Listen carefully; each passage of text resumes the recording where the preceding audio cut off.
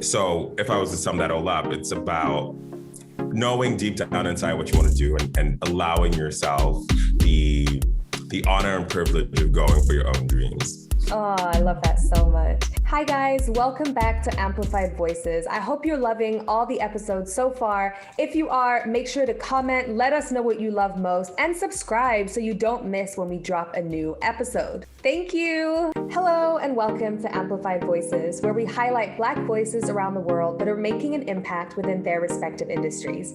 My name is Debbie Alamru and I'm your host. Today, I am joined by the honorary Sir Candle Man. If you don't know, then you need to know why he's called that. You're welcome. He's a HCIC, that's head cardinal in charge, AKA your favorite Stanford grad. He's blazing a trail at TikTok, and I'm not talking dances and recipes. He is a Forbes 40 under 40 honoree who fights for your right to be creative. Oh, and you can catch him in his car, where he's a better ride-along than Kevin Hart and Ice Cube. He is TikTok's Director of Creator Community, KUDZI CHIKUMBU. Welcome to Amplified Voices. How are you? Thank you for having me, Debbie. I am well. It's sunny in California, so I feel good. How are you doing? I'm good. Not quite so sunny here in Brooklyn, but I won't complain. There's no rain. Now, KUDZI, jumping right into it, you were born in Zimbabwe, and like you said, you now live in Los Angeles. You're the director of the creator community at TikTok. So tell me, what was the path that led you here? Wow. I would say that is a path or a tale, really, of believing your own wildest dreams and finessing forward and just going for it. So, yes, I was born in Zimbabwe. And when you said now I live in Los Angeles, it couldn't be further away. It's truly a journey.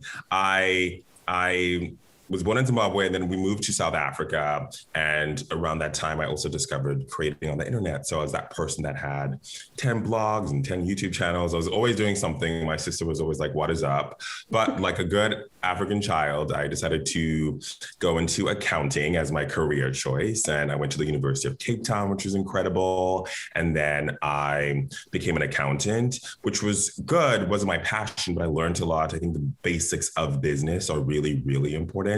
And then a management consultant, but I wasn't super fulfilled in that life. So then I decided I wanted to pivot into the world that I'm truly passionate about, which is everyday people making videos and content, AKA user-generated content, which now people call the creator economy, which is quite the evolution, but fun. So I went to Stanford to get my MBA as a way to transition industries. So at Stanford, I met incredible people. And one of the people that I met was a venture capitalist, given that it's in Silicon Valley. And he was speaking in a class about cool companies to work at. And I was asking about a number of apps. And he's like, there's this other cool app. It's called Musical.ly. It's what the people are using. It's doing really well. So I finessed my way to meet the head of North America for Musical.ly, and I landed an internship after I graduated. And that is what led me to LA and the journey at TikTok. So if I was to sum that all up, it's about knowing deep down inside what you want to do and allowing yourself the honor and privilege of going for your own dreams. Oh, I love that so much.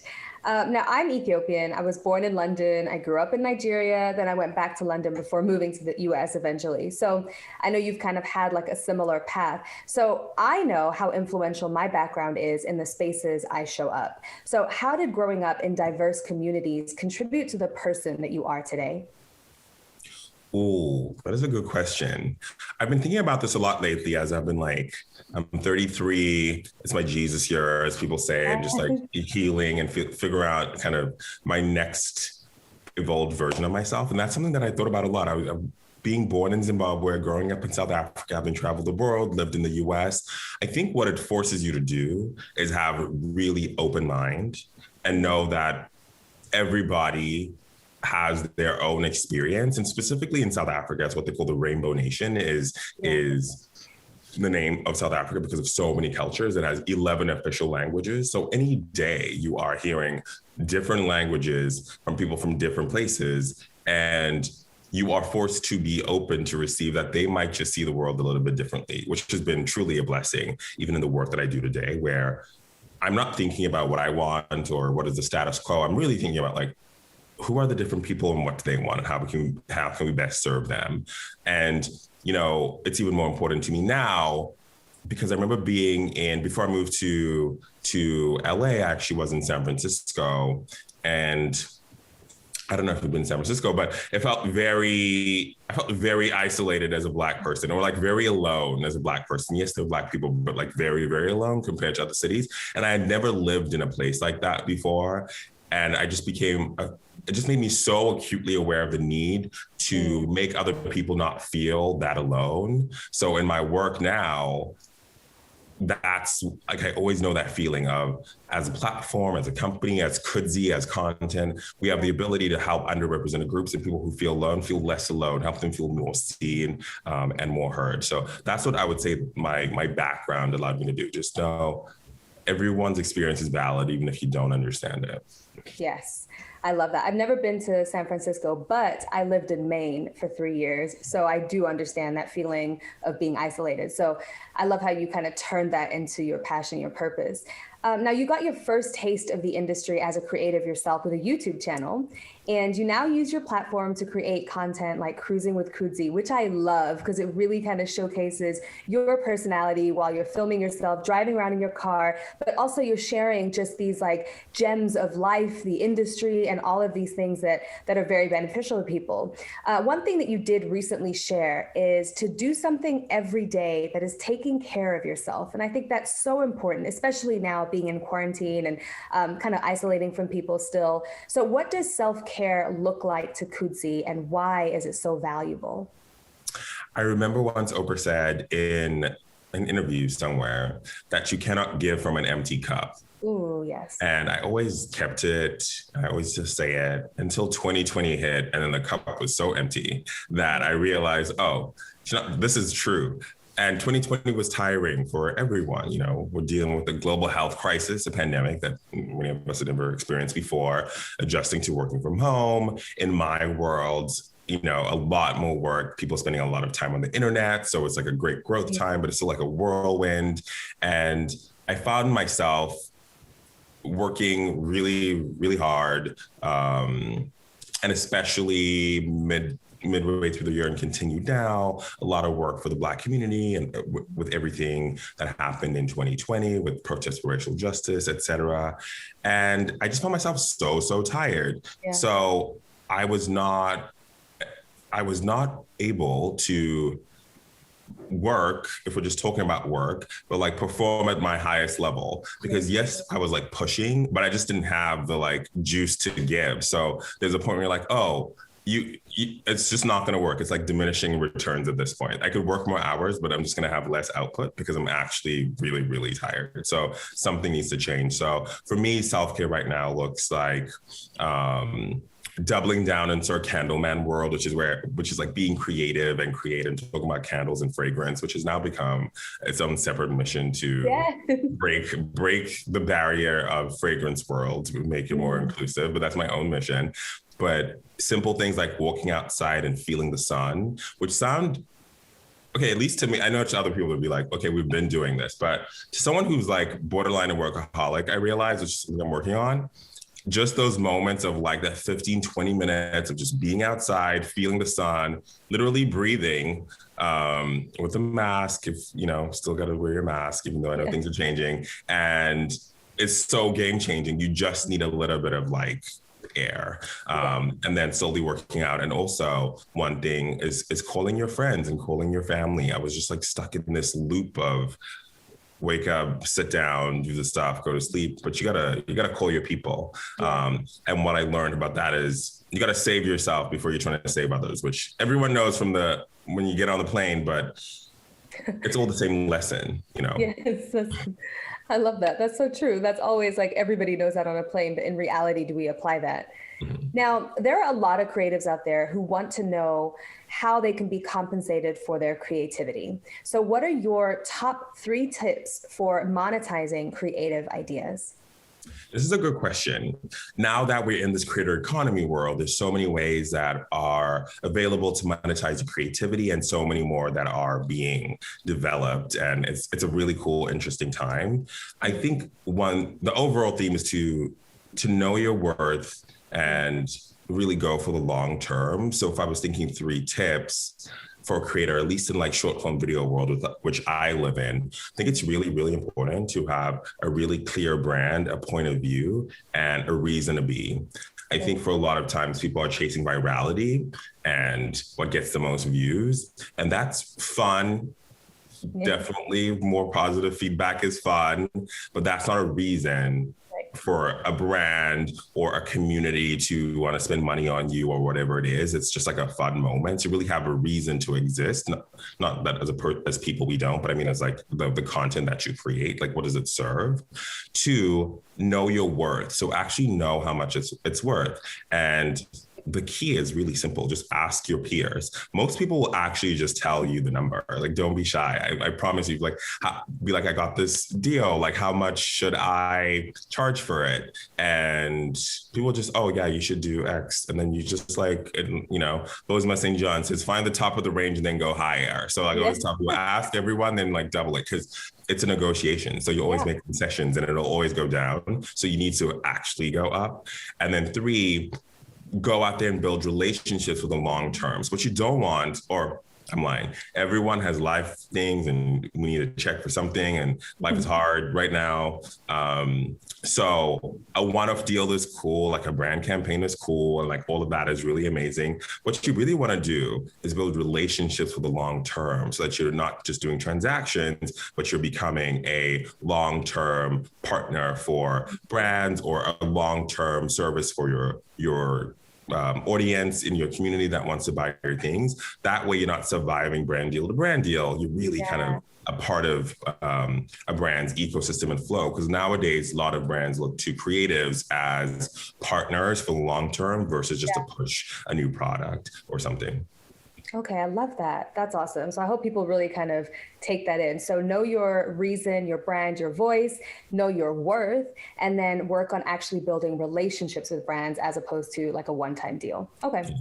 Now, you are someone who embodies progress and imagination. So you've pioneered initiatives to foster diversity, like hosting the Make Black History Creators Summit and launching the LGBTQ+ TikTok Trailblazer list. AdColor, which advocates for diversity across creative and tech industries, honored you as its top innovator for 2020. So what does the fight for inclusion mean to you? I was so honored by that. I was so shocked. And I keep it, you can't see it, but it's at the back here. Oh, I love it. Yes, we can see it. Oh, I love that. Yeah, I keep it out. I keep it out so that I'm reminded. It's an AdColor Innovator Award. You can't see it. There's a lot of side. Innovator Award presented to KUDZI, September 10, 2020, which feels like years ago now.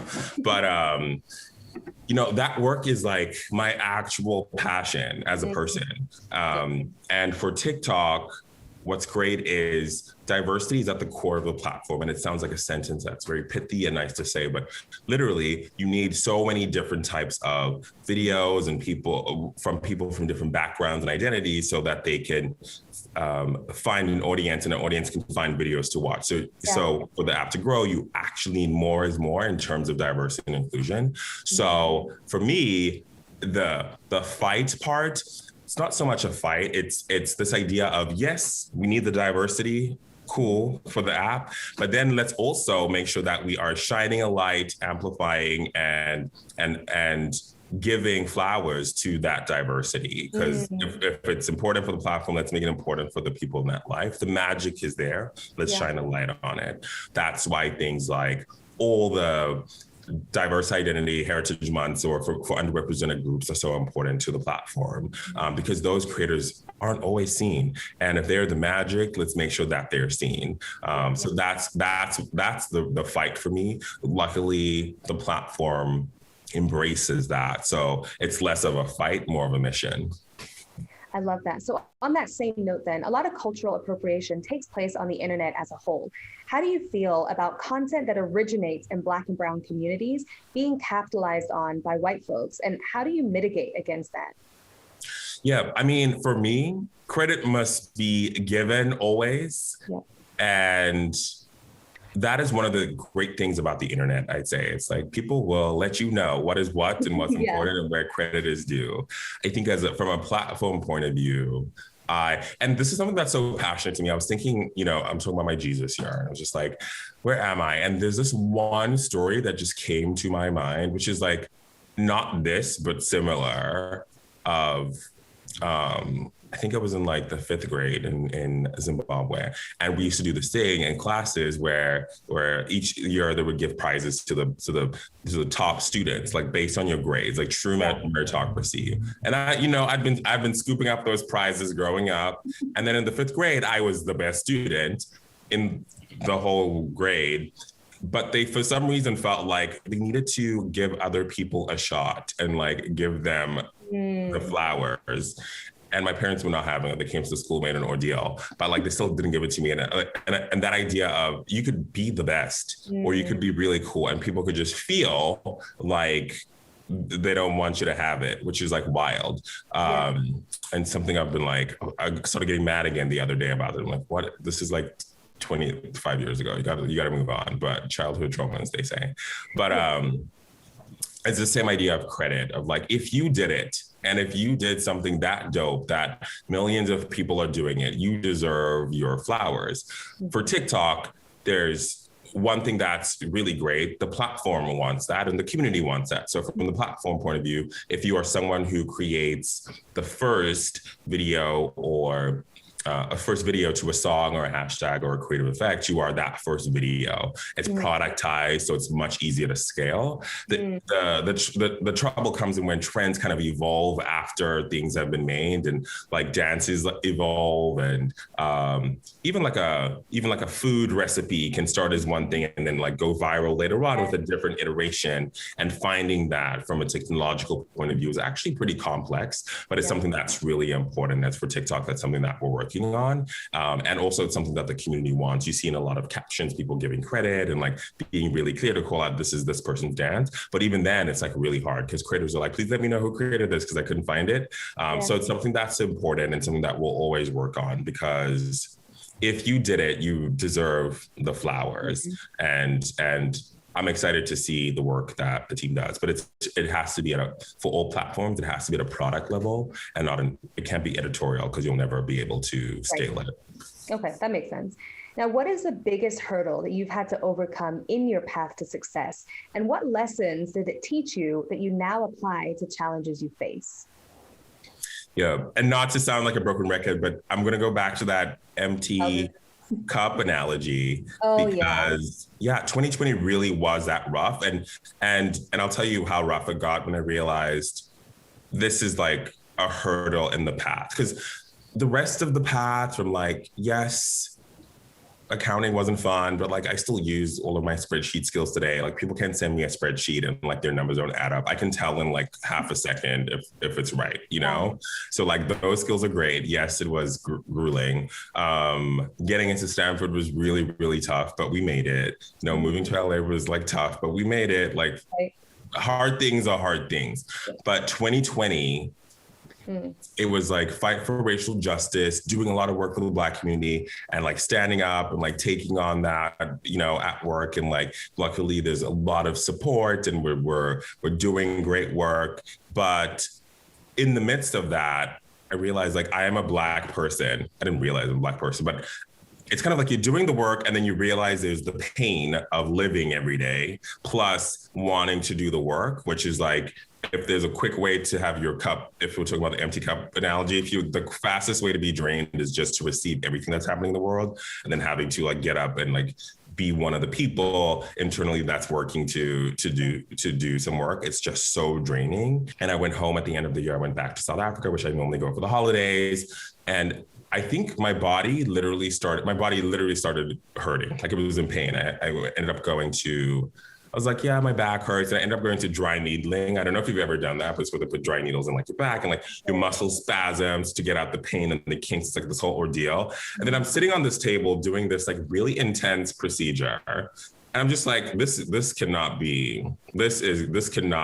not an approach to life. Like if you're going to end up with your muscles and your back twitching on a table with the like needles, you're doing too much. And you can work, but don't work until you break. It doesn't help. I don't know if you're an Elaine Welteroth fan. Oh my gosh, yes. And I love that book. Oh my God. I was, yes. Listen.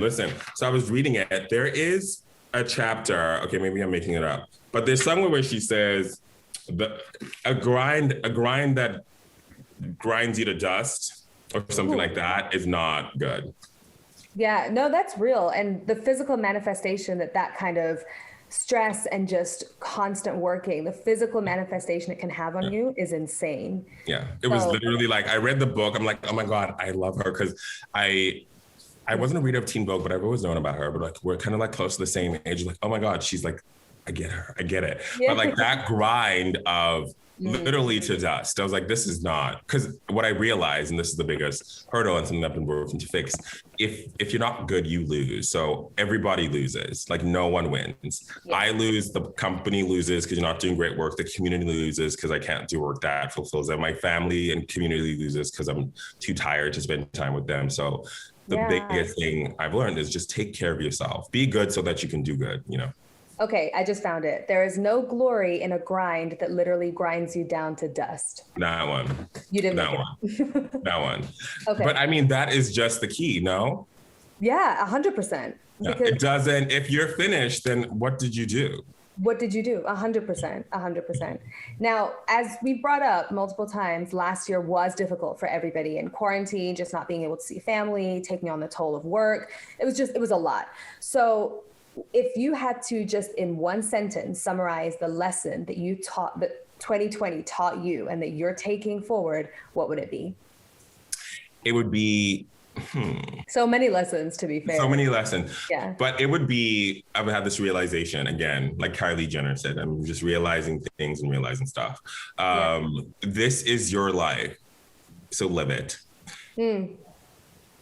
That would be my sentence. And I'll tell you why, because it sounds like simple words. But like I was the other day, I was like, oh, because I'm 33, which is like young in like life. But, you know, I was like doing something and I was like, oh, this is good, but I can't keep doing the same thing forever. Like, this is your life. Like, you'll just end up at 40. Like, this is like, I don't know what breakthrough it was, but like, these are the days of your life. Like, this is it. So like, how do you want to spend it? Do you want to spend it like stressed out of people's shenanigans, or do you want to create the life that you want? But like, we're in May soon. 2020 will be halfway and then over, and then it'll be 34. And like, it just keeps going. And it seems like years go faster. So like, and 2020, which traumatic, but I'm seeing like the world is opening up, people getting vaccinated, at least here in the US, California. And I went to something and it seems like we were living like it never happened. And I was like, oh, the world just goes faster and it keeps going. So like, this is your life. So make it the life that you want to live. I love that. When's your birthday, KUDZI? I'm born in July. I'm a Cancer. Okay. Wait, so you're turning 34? Turning 34, yeah. Oh, okay, great. Okay, I'm 34. Right? Now, Isn't this, do you feel me or am I crazy? No. Am I having like a midlife crisis? No, that's why I was asking, because I'm 100% there. So I was like, wow, does this like actually just happen at 33 for everyone? Because I definitely had the same thing last year. Now, in 2016, you spoke at your alma mater about the moment you decide to commit to your purpose. KUDZI, I loved it. When I tell you, I sat there and I listened to the entire thing, just like you spoke to me, like spoke life into me. Something that you did say that really kind of stood out to me is we are given life, but we also have to choose it. So how do you choose life intentionally every day? One, thank you for watching. Sometimes I forget it's there and it feels like another person, but it's good. I'm like, this is good to have because I can track my evolution. To me, choosing life is something I'm getting back to now, but every day it's about being clear about my vision. So I'm that person who has like a document that has my vision and I like tweak it every 6 months. And I have a vision board, like an actual one that's my screensaver for my phone, because I need to see the stuff and just like see it every day. And I literally take time to like look at it. And it's wild. Some people that I wanted to meet, like I know now, and like I know them. I'm like, I'm all about manifestation. Yes. So that's what choosing life was. And I say coming back because I look back to 6-7 years ago. I was adamant and I didn't know how, that I was going to make it to Los Angeles and work in like the content world. I literally did not know how. So, but it was on my vision and on my vision board. And I think being clear about your intention, telling people, I've learned now, don't tell everyone, just tell the close people. Learned that one the hard way when people just tell, negative forces. Yes. And speak it to yourself, believe it. And then it's like for the people that are about to eye roll, because it's so alchemist, it's so all of that stuff, but like I'm all for it. You can see what they say the universe conspire, which I think practically just looks like your mind is now open to opportunities and things that take you in that direction because you've decided, and then act on them.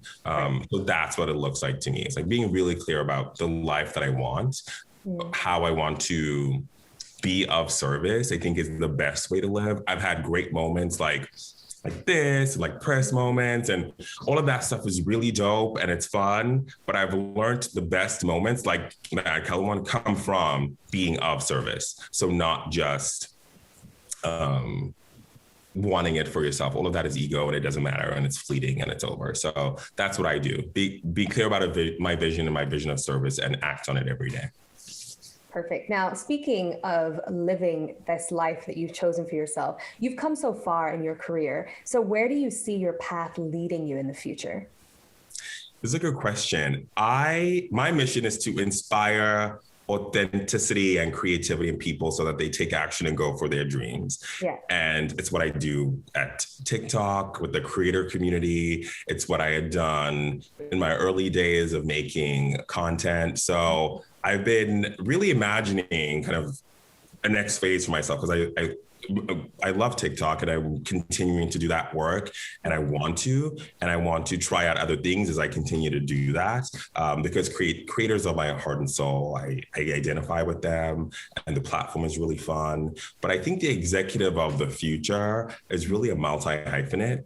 I think you can be your fullest expression of yourself and do your work. So in my future, I think I'll be authoring books and having podcasts and hosting television shows all while working. I think all at the same time. So I'm manifesting a big life for myself. This is my life and I want to live it and trailblaze as much as I can. I love it. Well, I'm manifesting New York Times bestsellers, top podcasts, I think you'd be an incredible host. I can just see it. Thank you guys for watching this episode. You know what to do. Like, subscribe, comment, share. See you next week.